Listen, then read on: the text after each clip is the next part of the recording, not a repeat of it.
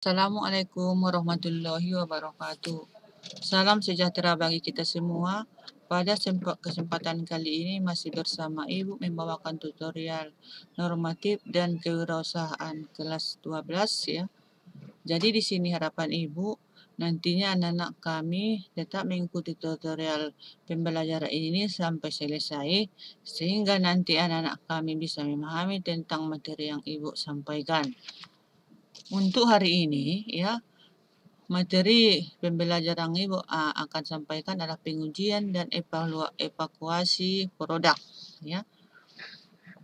Setiap produsen mengharapkan produk yang mereka tawarkan memuaskan konsumen dan berkualitas baik. Untuk itu perlu adanya pengendalian produk. Pada pembelajaran hari ini kita akan mempelajari tata cara pengendalian produk agar tetap menjadi produk berkualitas dan diterima konsumen. Kegiatan pengendalian ini melibatkan proses pengujian produk, pengendalian mutu dan standarisasi produk agar mendapatkan pemahaman tentang ketiga kegiatan tersebut. Simak materi pengujian dan evakuasi produk ya.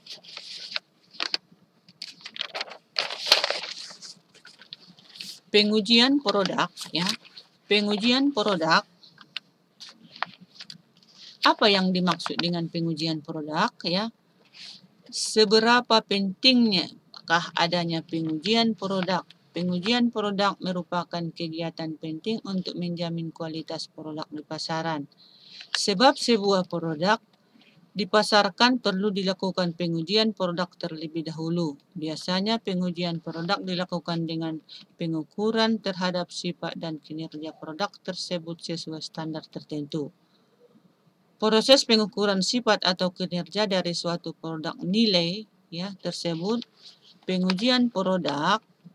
Dengan kata lain, pengujian produk adalah segala proses yang dilakukan oleh seorang peneliti baik melalui pengukuran kinerja, keamanan, kualitas, dan kesesuaian produk terhadap standar yang telah ditetapkan. Pengujian produk sering disebut juga dengan istilah pengujian konsumen atau pengujian komparatif ya. Pengujian produk dapat dilakukan oleh perusahaan pembuatan produk bekerjasama dengan penelitian independen atau dilakukan oleh pemerintah. Metode yang diambil dalam pengujian produk biasanya menggunakan metode pengujian ilmiah.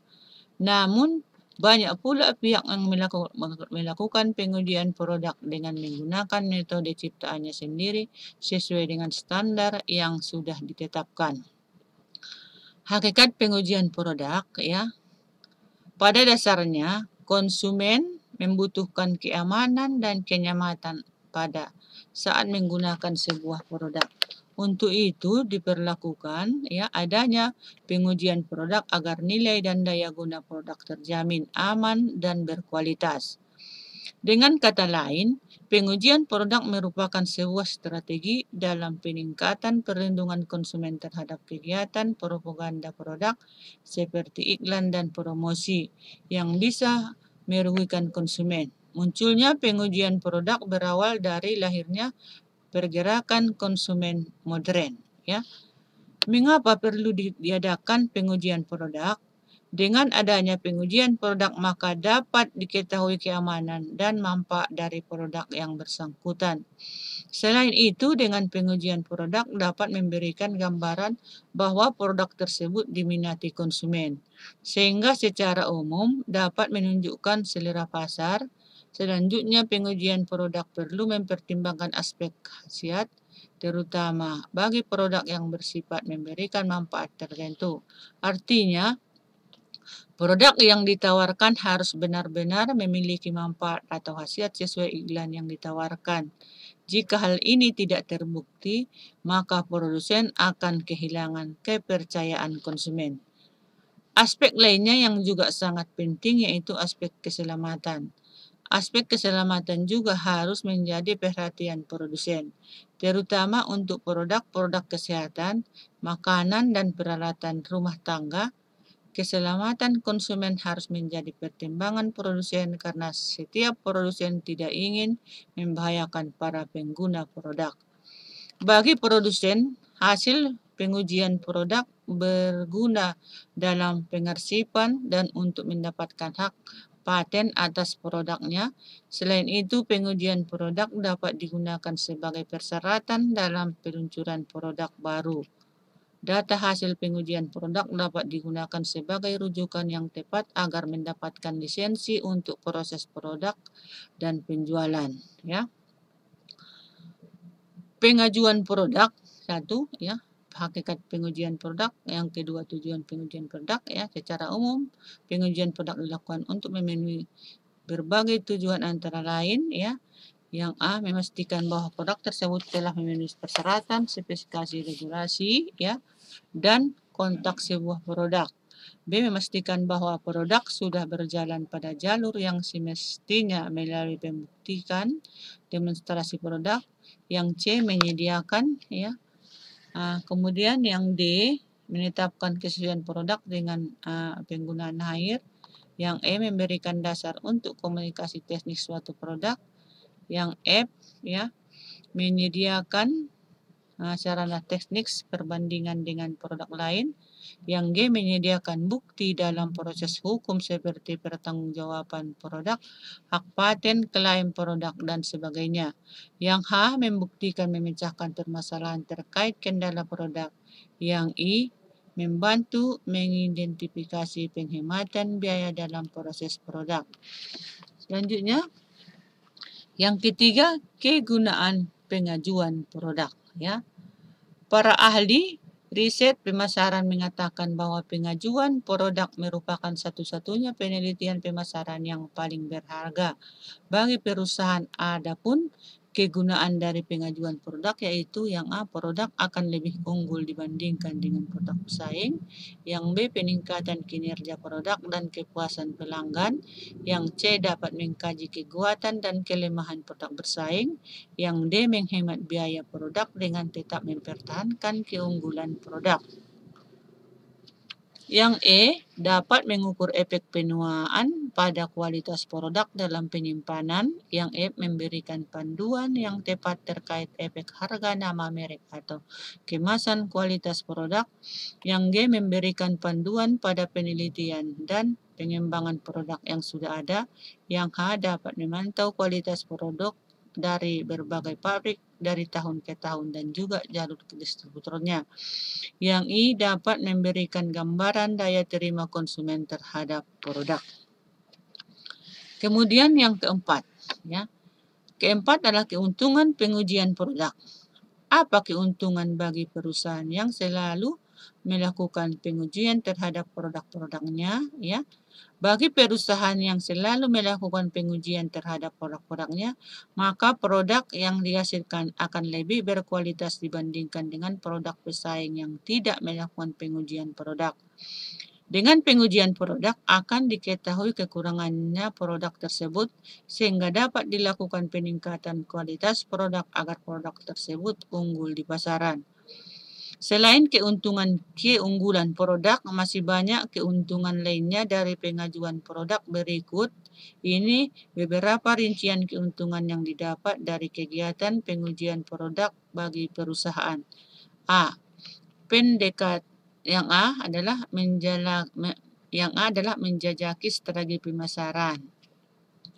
Dengan dilakukan pengujian produk, maka secara tidak langsung kegiatan tersebut juga untuk menjajaki strategi pemasaran. Biasanya produsen yang hanya menjual satu jenis produk akan mengalami berbagai masalah dalam pemasaran. Untuk itu, dengan melakukan pengujian produk, produsen bisa menetapkan strategi pemasaran yang tepat bagi produknya. Melalui hasil pengujian produk, produsen, ya, dapat membuang fitur-fitur yang tidak diinginkannya oleh konsumen sehingga akan menghemat biaya produknya. Di samping ini, produsen bisa mengetahui target pasar yang sesuai dengan produk yang dibuatnya. Yang B, memberikan umpan balik yang terduga. Ya, terkadang dengan pengujian produk ya muncul ide-ide baru dan yang tak terduga. Ide-ide baru tersebut datang dari para konsumen sebagai objek pengujian produk. Misalnya sebelum mengadakan pengujian produk perusahaan makanan agar hanya menawarkan keunggulan produksinya pada penggunaan bahan makanan yang segar. Namun setelah melakukan pengujian produk, perusahaan tersebut mengetahui bahwa konsumen memiliki produk makanan yang menawarkan kalori rendah. Selanjutnya, perusahaan produk makanan tersebut segera mengembangkan produk baru menawarkan bahan segar dan rendah kalori. Kemudian, ya, yang C, upaya mengatur strategi merek. Ya. Ini adalah banyak konsumen memilih produk tersebut karena mereknya sudah ternama dan digunakan oleh public figure. Pengujian produk dapat memberikan gambaran kepada produsen sebagai seberapa besar ikatan emosional antara konsumen dengan sebuah produk. Hal pengujian produk bisa digunakan untuk mengetahui apakah pesan yang ada pada produk dapat ditangkap oleh para konsumen. Kemudian yang D, membantu produsen ya mencermati kesalahan ya. Produsen tidak akan pernah mengetahui kekurangan yang ada dalam produknya sampai produk tersebut digunakan oleh konsumen. Pengujian produk dapat memberikan pertunjukan kekurangan atau catat pada produk yang menyebabkan terjadinya pengembalian produk atau penggunaan garansi produk oleh para konsumen. Kemudian yang kelima,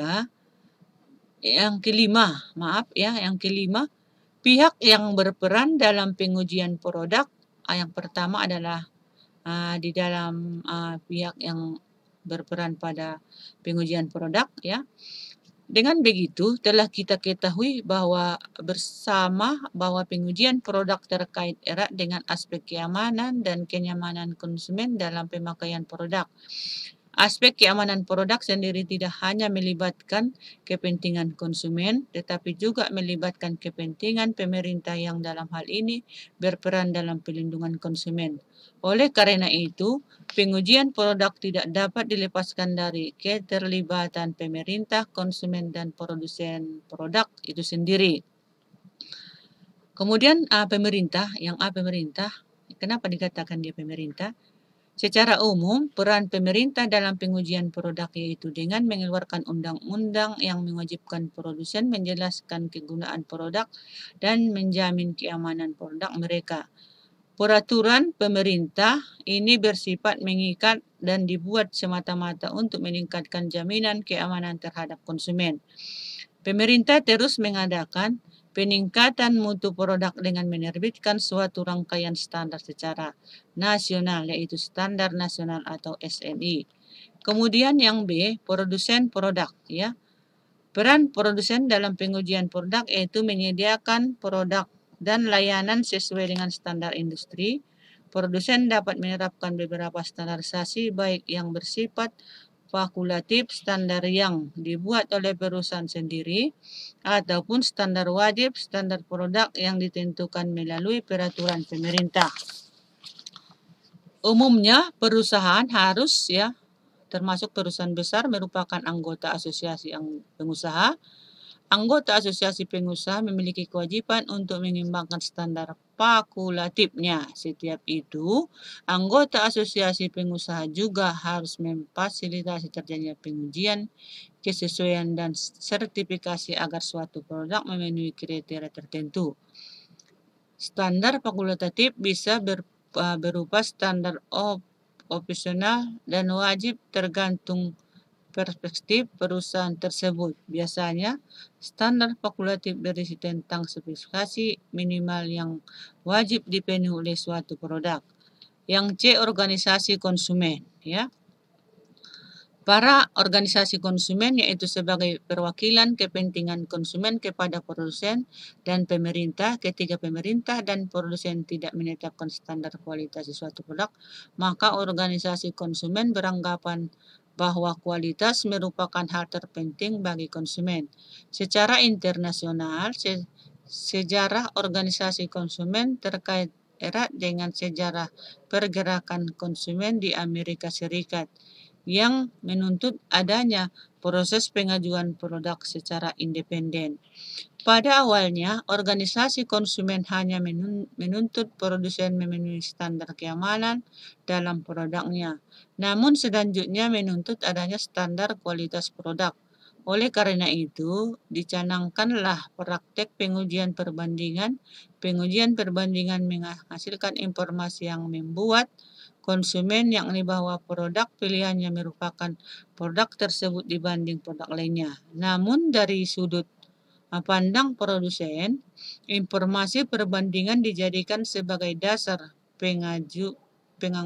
pengakuan bahwa produk mereka diinginkan konsumen tanpa adanya alasan yang terkait dengan nilai objektif yang dimiliki konsumen. Ya, konsumen merasa dengan memiliki akses terhadap hasil pengujian produk yang komparatif dan objektif merupakan alat utama dalam membuat keputusan terhadap suatu pilihan produk. Kemudian yang keenam, persyaratan pengujian produk. Yang A adalah pendekatan sistem. Ya. Adapun persyaratan pengujian produk ini, ya, ada beberapa persyaratan yang harus dipenuhi oleh pengujian produk benar-benar akurat dan dapat ditetapkan. Berikut adalah uraian dari persyaratan dalam pengujian produk. Yang pertama, pendekatan sistem. Metode dan produser pengujian produk harus memiliki sistem yang standar sehingga setiap produk yang sejenis diuji dengan menggunakan cara yang sama, termasuk dalam hal-hal sebagai berikut. Yang pertama, produk yang disiapkan harus sama baik usia, kemasan, dan pengkodean. Yang kedua, kuesioner yang diajukan harus sama. Yang ketiga, rencana sampingan yang sama untuk memastikan sampel yang diambil sesuai bisa digunakan, ya, grid, penyaringan dan pemblokiran. Yang keempat, metode preparasi dan tabulasi data yang dilakukan secara sama. Dengan kata lain, metode analisis yang digunakan serupa. Yang kemudian data normatifnya, ya, data normatif ini pengujian produk dilakukan secara berkelanjutan dan waktu yang tepat. Tujuannya untuk membangun data base normatif sehingga hasil uji produk lebih memiliki nilai. Dengan demikian, data normatif perusahaan dapat terus meningkatkan kemampuan dalam menafsirkan skor pengajuan produk yang cepat. Ya. Kemudian yang ketujuh, ya. Yang ketujuh adalah jenis-jenis produk. Ya, jenis-jenis produk ini yang pertama ada pengujian lihat dan pegang, yang kedua uji penggunaan. Ya, kemudian pengujian produk pada dasarnya dapat dibedakan ke dalam dua jenis, yaitu pengujian lihat dan pegang. Ya, ini maksudnya pengujian lihat dan pegang digunakan untuk menguji aspek visual dan tekstur sebuah produk. Pada umumnya, pengujian ini dilakukan apabila suatu produk tidak akan melalui proses pengajuan lebih lanjut. Kemudian yang kedua adalah uji penggunaan. Ya. Uji penggunaan pada jenis pengujian ini konsumen akan diberikan sampel produk uji. Nantinya sampel produk tersebut akan dipakai atau dipergunakan oleh konsumen dalam kegiatan atau kebutuhan sehari-hari. Dalam periode waktu tertentu setelah penggunaan dalam periode waktu yang ditetapkan, konsumen diminta pendapatnya terkait manfaat kenyamanan dan keamanan dalam penggunaan produk. Kemudian yang kedelapan adalah metode pengujian produk. Ya. Ada banyak metode yang dapat digunakan dalam proses pengujian produk. Adapun metode atau desain penelitian sering digunakan dalam pengujian produk yaitu sebagai berikut. Yang pertama adalah monadic testing. Ya, ini maksudnya adalah monadic testing ini pengujian produk yang meminta setiap respondensi untuk mencoba atau produk dan kemudian mengisi daftar pernyataan yang bersifat penilaian terhadap produk. pengujian Monadix, ya, mereka metode terbaik untuk pengujian produk. Metode ini memiliki banyak kelebihan antara lain. Yang pertama, menghilangkan interaksi antar produk sebagaimana yang terjadi dalam uji perbandingan berpasangan. Yang kedua, mencerminkan pemakaian produk dalam kehidupan sehari-hari. Produk digunakan satu persatu. Yang ketiga, memberikan informasi diagnostik yang penting, akurat, dan dapat diterapkan. Yang keempat, memungkinkan penggunaan data normatif dan penggunaan norma dan standar tindakan. Ya. Yang kemudian yang B adalah sequential monadic design. Ini maksudnya adalah desain pengujian produk meminta setiap responden untuk mencoba dua produk secara berurutan. Pada pelaksanaan penguji responden penggunaan suatu produk dan memberikan penilaian terhadap produk tersebut, kemudian menggunakan produk kedua dan menilainya. Desain produk asekuensial mencakup pengukuran yang sama sebagaimana pada uji monadik pada setiap produk sehingga dapat diterapkan secara baik dalam beberapa pengujian produk. Kemudian yang C adalah Varied Comparison Design. Ya, ini maksudnya adalah desain perbandingan berpasangan, ya, pengujian produk yang meminta konsumen untuk menilai dua produk dan menentukan produk mana yang lebih baik. Desain pengujian ini bersifat membandingkan produk dengan produk lain. Kemudian yang D, ya, adalah protomanadik design. Ini maksudnya adalah ini melibatkan dua produk yang akan diuji oleh setiap responden. Ya, produk diuji satu persatu. Pada produk pertama penilaian berdasarkan pengukuran monadik, sedangkan produk kedua penilaian secara referensi baik secara keseluruhan maupun untuk atribut tertentu. Ya, desain pengujian produk ini digunakan untuk menguji perubahan produk dan untuk pengujian yang komparatif. Ya, desain protomanadik, ya, memberikan pengukuran produk tunggal yang ketat dan peringkat referensi. Sebagian besar para ahli berpendapat bahwa pada saat perubahan pada sebuah produk maka produsen perlu mengukur referensi untuk melihat seberapa besar kemungkinan produk tersebut tersingkir di pasaran.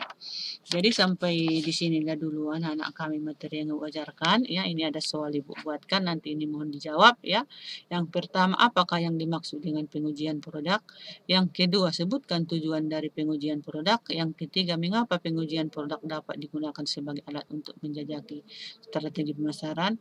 Yang keempat, terangkan yang disebut dengan pengujian lihat dan pegang. Sebutkan kelebihan dari metode testing sebagai metode pengujian produk. Ya, sampai di sini tuan anak kami.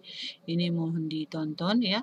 Dan kemudian kalau kira-kira ada yang kurang paham atau kurang dimengerti, nanti silakan isi di kolom komentar dan bisa juga nanti dijawab di WA Ibu 082277224795.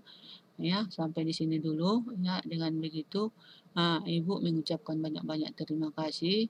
Assalamualaikum warahmatullahi wabarakatuh.